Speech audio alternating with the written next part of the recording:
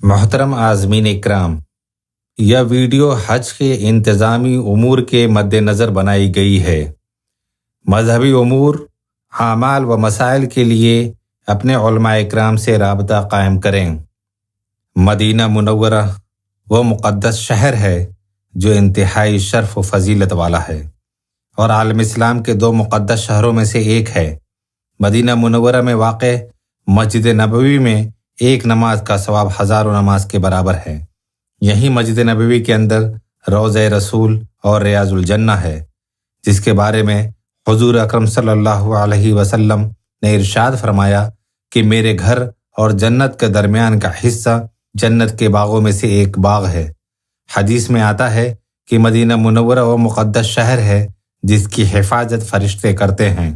مسجد نبوی سے کچھ دوری پر عالم اسلام کی سب سے پہلی مسجد قباء واقع ہے، جہاں پر 2 رکعت نفل نماز کا ثواب ایک عمرہ کے برابر ہے۔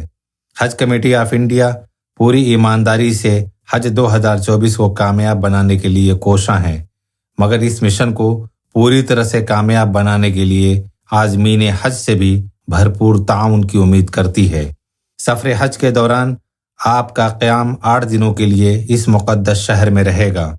حج کمیٹی کے تمام تر کوشش رہتی ہے کہ تمام حجاج کرام کو مسجد نبوی میں 40 نمازیں ادا کرنے کی سعادت حاصل ہو سکے، مگر تمام عازمین اس بات کا بھی خیال رکھیں کہ نبی کریم صلی اللہ علیہ وسلم اخلاق و عادات کا بہترین نمونہ ہیں۔ اسی لیے ہماری تمام تر کوششیں یہ رہنی چاہیے کہ ہمارے اخلاق و اطوار سے اس مقدس سرزمین پر کسی کو بھی تکلیف و پریشانی نہ ہو۔ مسجد نبوی میں اور روضہ رسول کی عظمت و حرمت کا ہمیشہ دھیان رکھیں۔ روضہ رسول پر حاضری کے وقت نہایت ادب و احترام کے ساتھ سلام پیش کریں، کیونکہ آپ صلی اللہ علیہ وسلم سلام پیش کرنے والوں کا جواب بذات خود مرحمت فرماتے ہیں۔ روضہ مبارک پر آپ کی حاضری باعث سعادت ہے، اس پر جتنا فخر کیا جائے کم ہے، لہٰذا زیادہ سے زیادہ روضہ مبارک پر حاضری دینے اور سلام پیش کرنے کی کوشش ہونی چاہیے۔ Haj committee of India consulate general of India Jeddah کے تعاون سے حاجیوں کے لیے خصوصی انتظامات کرتی ہے۔ ایسے عازمین حج جن کی آمد براہ راست ہندوستان سے مدینہ منورہ ہوتی ہے، ان پر احرام باندھنے کی قید نہیں ہے۔ وہ مدینہ منورہ پہنچنے کے بعد اور وہاں 8 دن گزار کر مکہ مکرمہ کے لیے روانہ ہوں گے، اور اس طرح تمام عازمین حج 8 ذی الحجہ سے پہلے مکہ مکرمہ پہنچ جائیں گے۔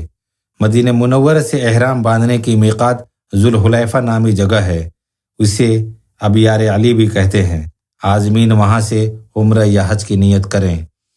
مدینہ منورہ میں عازمین حج کے لیے کئی برانچ آفس کا انتظام رکھا جاتا ہے۔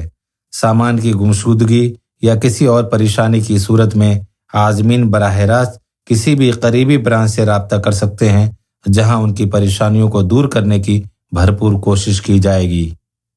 مدینہ منورہ میں تمام حجاج کرام کے لیے وزارت اقلیتی امور اور وزارت صحت کے تعاون سے ڈاکٹرز، پیرامیڈکس، اسپتال اور دواخانوں کا معقول انتظام رہتا ہے، جہاں حسب ضرورت یا ایمرجنسی کی صورت میں ان طبی خدمات سے فائدہ اٹھایا جا سکتا ہے۔ مکہ مکرمہ سے مدینہ منورہ جانے والے حجاج کرام اپنی بلڈنگز اور عمارتوں میں موجودہ نوٹس بورڈ پر نظر بنائے رکھیں۔ ایسے حجاج کرام کو مدینہ منورہ روانگی کی اطلاع بذریعہ نوٹس دی جائے گی، جو کہ مکہ مکرمہ میں واقع ان کی رہائشی عمارتوں، بلڈنگوں میں چسپاں کی جائے گی، اور ہندوستانی Haj committee, consulate general of India Jeddah اور برانچ آفس کی طرف سے متعین عملے کے رابطے میں رہیں اور مدینہ منورہ روانگی کی معلومات حاصل کرتے رہیں۔ مکہ سے مدینہ جانے والے تمام حجاج کرام اپنے ساز و سامان کے ساتھ مدینہ منورہ تشریف لے جائیں، کیونکہ جیسے پہلے بتایا گیا ہے کہ ان کی ملک واپسی مدینہ ایئرپورٹ سے ہوگی۔ مکہ سے مدینہ کا سفر معلم کی زیر نگرانی ہوگا۔ معلمین کی بسیں آپ کے ساز و سامان کے ساتھ آپ کو مکہ سے مدینہ لے جائیں گی۔ مکہ مکرمہ سے مدینہ منورہ کی دوری تقریباً 450 کلومیٹر ہے، اور آپ مدینہ منورہ لگ بھگ 8 گھنٹے کا سفر طے کر کے پہنچیں گے۔ مدینہ منورہ پہنچ کر ہندوستانی حج کمیٹی و انڈین کونسلیٹ جدہ کا عملہ آپ کو آپ کی رہائش گاہ پر لے جائے گا۔ یاد رہے کہ مکہ مکرمہ کی طرز پر یہاں آپ کی رہائش گاہوں میں باورچی خانے نہیں ہوں گے۔ یہاں کمروں میں کسی بھی طرح کا کھانا بنانے کی سخت ممانعت ہے۔ اپنی رہائش گاہ سے باہر نکلتے وقت اپنی عمارتوں اور راستوں کی نشاندہی کر لیں۔ بہتر ہوگا کہ اپنی قیام گاہ کا لوکیشن اپنے موبائل میں محفوظ کر لیں تاکہ راستہ بھٹکنے اور گم ہونے کا ڈر نہ رہے۔ اپنی رہائشی بلڈنگوں کے وزٹنگ کارڈز اپنے پاس محفوظ کر لیں۔ اکثر کارڈوں میں دوسری تفصیلات کے ساتھ ساتھ عمارت سے مسجد نبوی تک کے راستے کا نقشہ بھی مذکور ہوتا ہے۔ مسجد نبوی میں خواتین و مرد حضرات کے داخلی دروازے الگ ہونے کے ساتھ ساتھ نمازیں ادا کرنے کے لیے بھی علیحدہ مقامات مخصوص ہوتے ہیں۔ لہٰذا آپ اپنے ساتھی خواتین کے ساتھ پہلے ہی عبادت سے فارغ ہونے کے بعد ملنے کے مقام کا تعین کر لیں، کیونکہ اکثر ان مواقع پر بھیڑ بہت زیادہ ہو جاتی ہے جس سے ساتھ چھوٹنے کا خدشہ بنا رہتا ہے۔ مسجد نبوی کے پاس سب سے نزدیکی دواخانہ جنت البقیع کی چہار دیواری کے قریب واقع ہے، اور دوسرا سب سے قریبی دواخانہ باب السلام کے سامنے ہے جس کا نام الصافیہ ہیلتھ سینٹر ہے۔ آپ مسجد نبوی میں داخل ہو کر نماز ادا کیجیے اور نماز سے فراغت کے بعد روضہ رسول اکرم صلی اللہ علیہ وسلم پر حاضری کے لیے آگے بڑھیں۔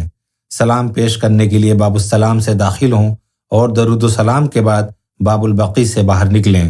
آپ کے ٹھیک سامنے چند قدم کے فاصلے پر جنت البقیع قبرستان واقع ہے، جہاں مقررہ اوقات پر حاضری کے لیے کھولا جاتا ہے۔ مسجد نبوی کے حدود میں داخل ہوتے ہی آپ کو بلاکس کی شکل میں چھوٹی چھوٹی عمارتیں نظر آ جائیں گی، جو کہ در حقیقت طہارت خانے اور وضو خانے ہیں جن پر نمبرات درج ہوتے ہیں۔ روضہ مبارک کے پیچھے چبوترا نما ایک جگہ ہے جو صفہ کہلاتی ہے۔ یہ وہ جگہ ہے جہاں علم حاصل کرنے کے لیے صحابہ کرام رضی اللہ تعالی عنہم اجمعین جمع ہوا کرتے تھے، اور درس و تدریس کا سلسلہ اسی جگہ ہوا کرتا تھا۔ بھیڑ اور مجمع ہونے پر صبر سے کام لیں، کیونکہ یہ نہایت ادب و احترام کے مقامات ہیں۔ ذرا سی بے ادبی آپ کو ثواب عظیم سے تو محروم رکھے گی ہی، علاوہ ازیں آپ بے ادبی کے گناہ کے بھی مرتکب ہو جائیں گے۔ حضور اکرم صلی اللہ علیہ وسلم کے حلقہ کے بعد سیدھے جانب میں حضرت ابو بکر و حضرت عمر رضی اللہ تعالی عنہما کی قبریں ہیں، لہٰذا ان کے روبرو بھی سلام پیش کریں۔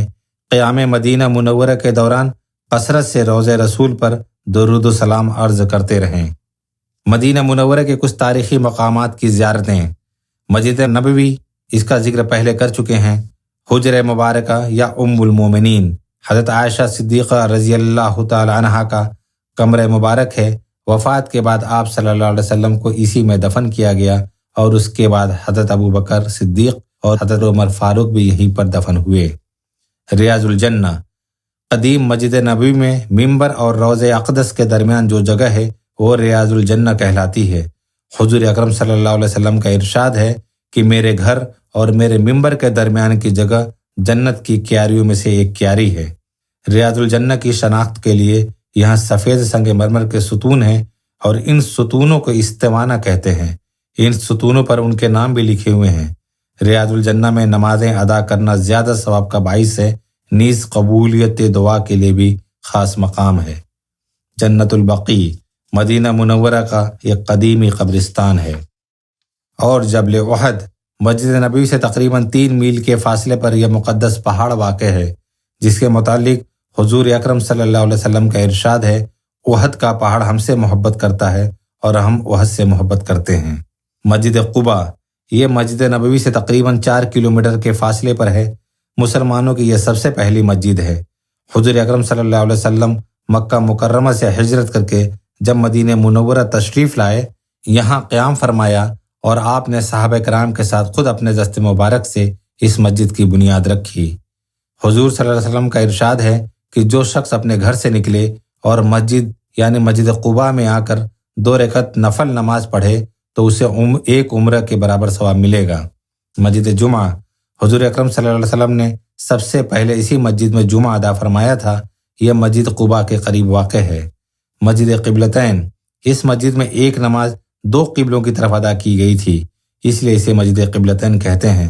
مساجد 7، یہ مسجد فتح غزوہ خندق یا غزوہ احزاب کے نزدیک واقع ہے۔ हुज्जाज कराम, वो हुज्जाज कराम जिनकी फ़्लाइट डायरेक्ट मदीना मुनव्वरा उतरती है, वो 8 दिन मदीना में गुजार कर मक्का मुकर्रमा के लिए रवाना हो जाते हैं।